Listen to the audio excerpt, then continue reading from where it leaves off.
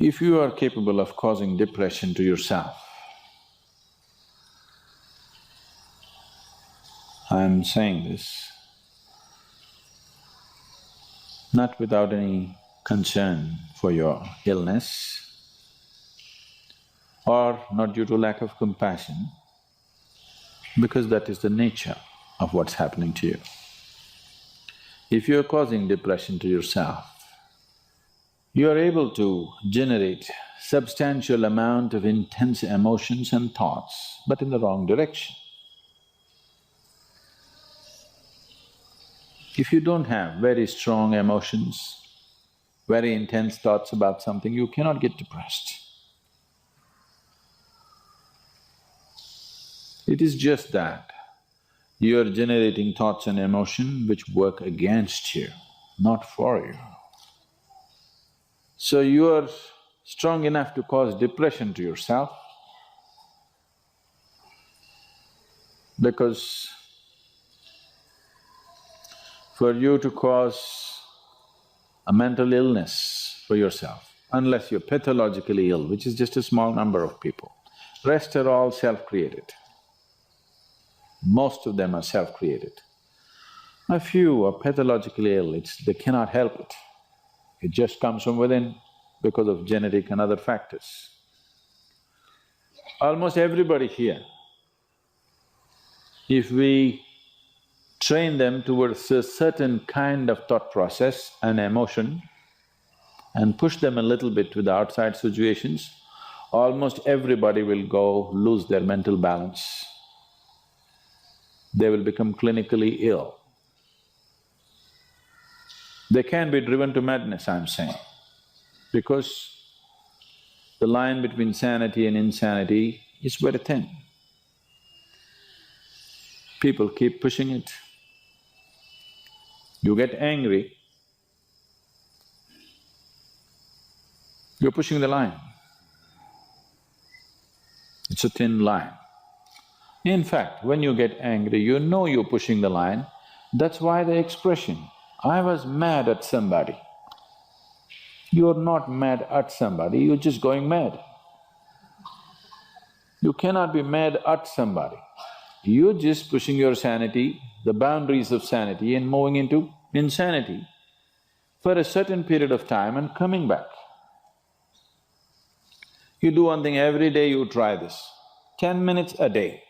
Try intense anger on somebody. What? You will see in 3 months' time, you will be clinically there. Yes. Just try it if you want. Because if you keep pushing the line, you go mad and you come back, you go mad and you come back, one day you're not able to come back, that's all. One day you're not able to turn back, then you're clinically ill. You must understand, even if you got angry for a moment, you're already ill. Maybe you don't get the certificate of diagnosis. They don't slap a certificate on you that you're gone, but you are going, isn't it? You think it's your right to throw tantrums? You think it's your right to get angry with people? You think it's your privilege to be depressed so that you'll get attention from somebody? You keep playing this, one day you will not be able to turn back. Keep crossing the line every day, one day you will see you cannot cross back. That day, you need a doctor. Till then, everybody needed a respite from you, but the day you can't cross back, they get the respite because now they can catch you and give you to a doctor. Otherwise, you're temporarily going mad every day, many times a day. They cannot even send you to an asylum, they have to bear with you, your family, your friends, your people around you. If you get at least truly clinically ill, we can hand you over. There's one temple in Tamil Nadu, where they chain you and keep you. Where there is no hospital, no psychological for ailments, there's no hospital, there is a temple that somebody created which is supposed to push people back into sanity. So, families just take them and leave them there, they're shackled and left in the temple. You give them some money, they'll feed you, and you're just there like an animal, tied up. I think if hospitals were run like this, a lot of people wouldn't go crazy. They would maintain their sanity. Right now it's too deluxe. If you make hospital extremely comfortable, it'll become an incentive to become sick. And you have incentives in your life to become ill, right from your childhood. You got the maximum attention only when you fell ill. When you're happy, they screamed at you. When you squealed in joy, they screamed back at you, adults. Then boo-boo, boo-boo, boo-boo, boo-boo. When you are a child, physical illness is good because you'll get attention from your mother and father and everybody around you, and you don't have to go to school on that day. So you learn the art of falling physically ill. But once you get married, you learn the art of becoming mentally ill.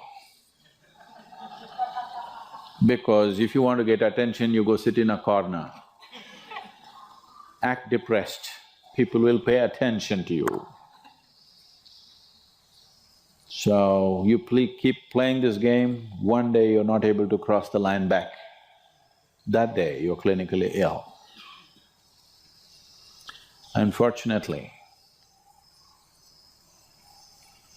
in many ways, not just in the way that I said now, in many different ways, I would say 70% of illnesses on the planet, all kinds, are self-created.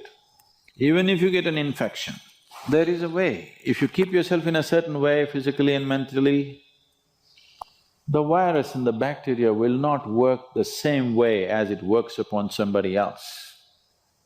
If you set yourself like this, no matter what's happening, anyway, I have to go and do this, this and this. There's no break from that.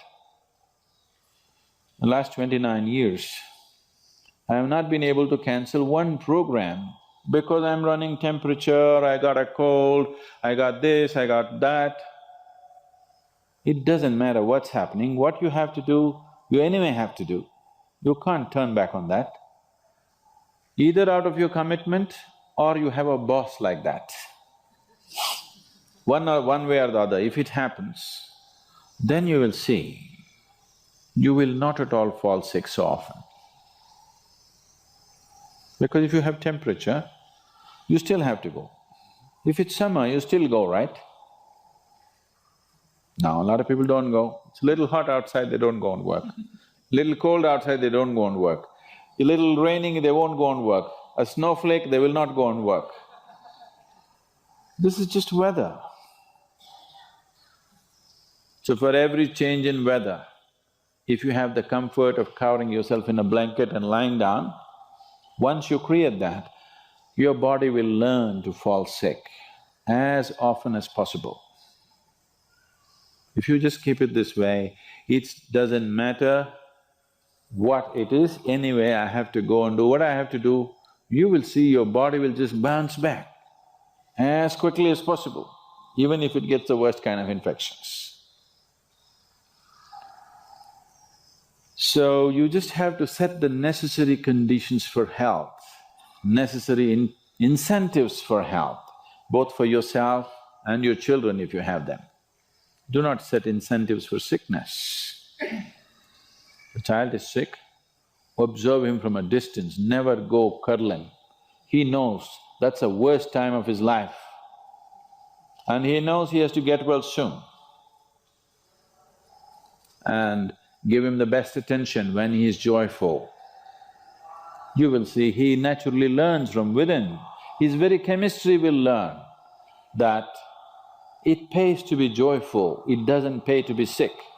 If you make this very clear to your own biology, to your own chemistry and to everybody around you, you will see people will not fall sick as often as they are right now. So set that up for yourself. You will see you will get healthy. If you can turn your mind this way, you can also turn it this way. I want you to understand this. No, I'm like this because my father abused me when I was 7 years of age. If you know all that bullshit, you can as well turn yourself around, isn't it? It's time. You must understand, mentally, physiologically, chemically, energy-wise, you must clearly understand it doesn't pay to be sick, unhappy, depressed. It doesn't pay. To be joyful and ecstatic, it pays. If you make this clear to all these people inside, they will all behave properly.